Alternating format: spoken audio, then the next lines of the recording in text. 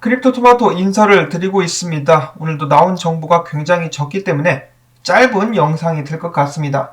일단 이번 주에 어떤 중요한 일정들이 있는지 먼저 보도록 하겠는데요. 미국 기준으로 12일, 지난 9월에 있었던 연준 미팅에 대한 연준 통화정책 의사록이 공개가 됩니다. 소시오패스 집단이라고 볼 수 있는 연준 총재들이 한데 모여가지고 뭐라고 씹으렸는지 공개가 되는 날이고요. 마찬가지로 12일 미국의 9월 생산자 물가지수가 발표가 됩니다. 소비자 물가지수와 밀접한 관계를 가지고 있는 생산자 물가지수 발표가 될 것이고 9월 13일 드디어 개인 소비자 물가지수 인플레이션율이 발표가 되게 될 것입니다. 인플레이션이 악화되느냐 약화되느냐에 따라 가지고 미국 증시 및 비트코인 가격 움직임이 예상이 되고요. 그에 이어서 다가오는 10월 24일부터 28일까지 미국의 기술 대기업들 실적 보고가 이어지게 될 텐데 마찬가지로 어떤 결과가 발표가 되느냐에 따라 가지고 미국 증시에 큰 영향을 끼칠 수가 있겠습니다. 자, 이렇게 최근에 경기 침체가 우려되는 상황 속에서 보스턴 연준 총재였었던 경기 침체 없이는 물가를 잡을 수 없다라고 확신하는 발언을 했는데요. 그는 말하기를 연준이 경기 침체를 유발하지 않고 실업률을 0.5포인트 이상 높인 적이 단 한 번도 없다. 연준 양아치들이 실업률을 끌어올리겠다라는 구체적인 목표를 내세우진 않지만 당연히 겉으로는 그렇게 말을 못하겠죠. 그렇게 말하면 난리가 나니까. 그렇지만 이 얍삽한 놈들은 그렇게 하지 않으면 물가를 잡기 어렵다는 것을 잘 알고 있다. 즉 다시 한번 강조가 되는 부분, 공급을 늘려가지고 인플레이션을 잡는 것이 아니라 수요를 낮춰가지고 인플레이션을 잡겠다. 즉 사람들, 시민들의 피와 고열을 짜내가지고 인플레이션을 잡겠다라고 이야기를 하고 있는 것입니다.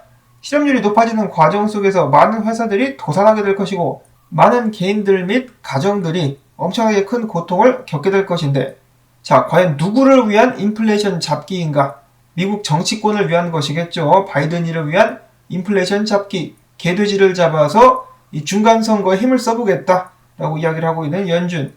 추가로 로즌그렌 전 총재는 덧붙이기를 미국의 급격한 금리 인상에 따른 강달러 현상이 외화 부채가 많은 기업과 한국 등 일부 국가에 스트레스를 주고 있다.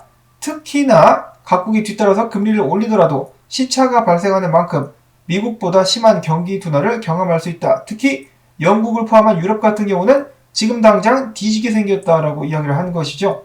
자, 정말 그 말이 맞습니다. 유럽 보시면은 에너지난부터 시작해가지고 난리가 나고 있죠. 그러다 다시 한번 혁명이 일어나는 것은 아닌가라는 생각이 들 정도인데 한국도 여기 나와 있다시피 온전한 상황은 아닙니다. 원화 가치가 3달 동안에 8%가 빠지게 되면서 주요 나라들 중에서는 원화 가치 하락폭이 세 번째로 큰 나라가 되고 만 것입니다.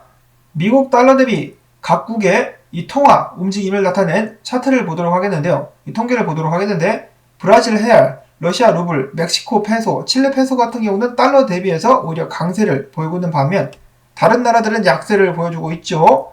홍콩, 인도네시아, 페루, 이스라엘 여러 나라들이 고통을 호소하고 있는데요. 유로존 유로 같은 경우도 마이너스 4%인데 한국 같은 경우는 어찌하여 마이너스 7.99%인가?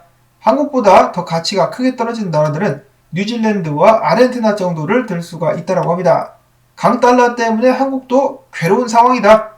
얼마 전에 파운드 가치가 떨어졌다고 난리가 났었는데 파운드보다 더 큰 하락률을 경험한 것이 한국의 원화다라는 것을 기억하시면서 혹시 모를 사태에 계속해서 잘 대비를 하실 수 있기를 바랍니다.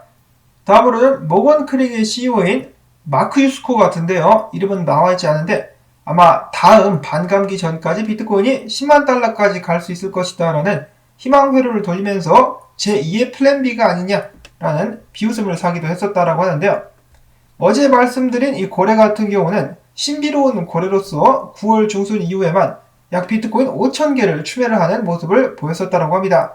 자, 고래들은 어째서 비트코인을 추매하고 있는 것일까요? 차트상으로 봤을 때 조만간에 큰 상승이 올 수 있다는 희망회로 계속해서 돌아가고 있는데요. 이 대마초 회로라고도 불리는 이러한 희망회로 비트코인의 BBW 스퀴즈 얼러트 지표를 봤을 때 비트코인 가격 움직임과 함께 해당 지표가 일정 구간에 도달했을 때 엄청난 상승이 과거에 나왔었다. 여기도 보시면은 이런 식으로 상승을 했었다. 5000% 상승, 560% 상승, 그리고 이번에도 맞닿았기 때문에 같은 상승이 나오게 되지 않겠느냐라는 희망회로라고 볼 수가 있겠는데, 불장이었고 지금은 불장은 아니고 하락장인데 어떻게 될지 지켜봐야 될 것 같습니다. 자, 그럼에도 불구하고 주봉 차트도 굉장히 좋은데 반해서 월봉까지도 이 맥들을 봤을 때 하락세가 잦아들면서 상승으로 나가고 있는 것이 아니냐, 그러면서 불리시 다이버전스를 확인해 볼 수 있다라고 하며 많은 사람들이 기대를 하고 있습니다. 그리고 켈리오 분석가 같은 경우도 최근에 이런 식으로다가 비트코인이 올랐다가 조정받고 2만 달러 이상까지 상승하게 될 것이다 라는 긍정적인 분석을 내놨습니다. 그만큼 지금 비트코인 분위기는 나쁘지 않다라는 것이겠죠.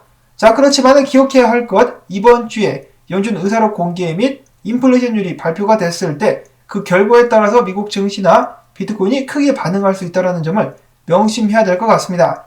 이렇게 기술적으로 비트코인 차트가 좋은 편이죠.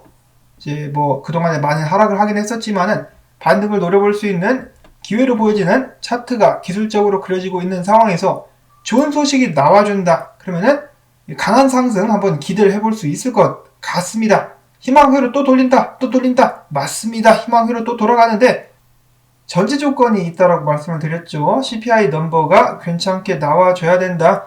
인플레이션율이 괜찮게 나와줘야 미국 증시도 반등을 하고 비트코인도 반등을 하면서 12월까지 중간선거 및 크리스마스 랠리를 노려볼 수가 있는 것이겠죠. 물론 그 후에가 또 엄청나게 큰 문제가 될 수 있겠는데, 일단 그때까지는 기분 좋게 연말까지 상승해주는 시나리오를 저는 바라보고 있습니다. 부디 이번 주 기분 좋은 한 주가 될 수 있기를 바라보며, 기타 소식, 이 폴리곤 매티기가 조만간에 이더리움을 더욱더 빠르고 그 수수료를 싸게 만드는 기술을 발표하게 될 것인데, 이틀 후에 그 기술이 발표되게 될 것이다 라고 이야기를 했습니다. 엄청나게 기대가 되는데요. 이런 성능 개선에도 높은 보안 기준은 유지된다라고 하면서 이 두 마리의 토끼, 보안과 속도를 동시에 해결했음을 시사했다라고 합니다. 그들은 ZK 롤업을 통해서 이더리움 성능을 개선했다라고 이미지에 표시를 해놨는데요. ZK 롤업은 영지식 증명으로 빠른 속도, 저렴한 비용, 사용이 편한 UX, 프라이버시 등의 요구사항을 모두 충족할 수 있는 방법이란 기대를 한몸에 받고 있는 기술입니다. 자, 매티기가 좋은 기술을 좀 발표를 해줘가지고 이더리움 가격도 올라가고 매티기 가격도 올라가는 존나 좋은 결과를 가져다 줄 수 있기를 기대해 봅니다. 자, 그리고 어제 제가 페이팔에서 가짜뉴스를 퍼뜨리는 회원들의 돈 2,500달러를 압수하는 그런 되도 않는 정책을 들고 나왔다라는 말씀을 전해드렸었는데요. 사람들의 반발이 엄청나게 거세자 해당 정책을 삭제하기로 했더라고 합니다. 무슨 회사를 건달이 자릿세 뺐듯이 이렇게 운영을 하는지 모르겠네요. 페이팔도 한번 거하게 망해봐야 정신을 차릴 것 같은데, 페이팔에서 또 암호화폐 관련된 서비스도 제공하지 않습니까? 그러니까 사람들이 뭐라고 합니까? 페이팔에서 암호화폐 전부 다 빼라 라고 이야기를 하고 있다라고 하죠. 정말 그 누구도 믿기 힘든 바닥, 여러분들께서도 항상 주의하실 수 있기를 바라면서 저는 여기서 이만 인사를 드리도록 하겠습니다. 도움 되셨다면 광고 한 편만이라도 마지막까지 틀어주기 및 좋아요, 댓글 남겨주기 부탁을 드리면서 이번 주 한 주 부디 기분 좋은 한 주 될 수 있기를 바라봅니다. 안녕히 계십시오.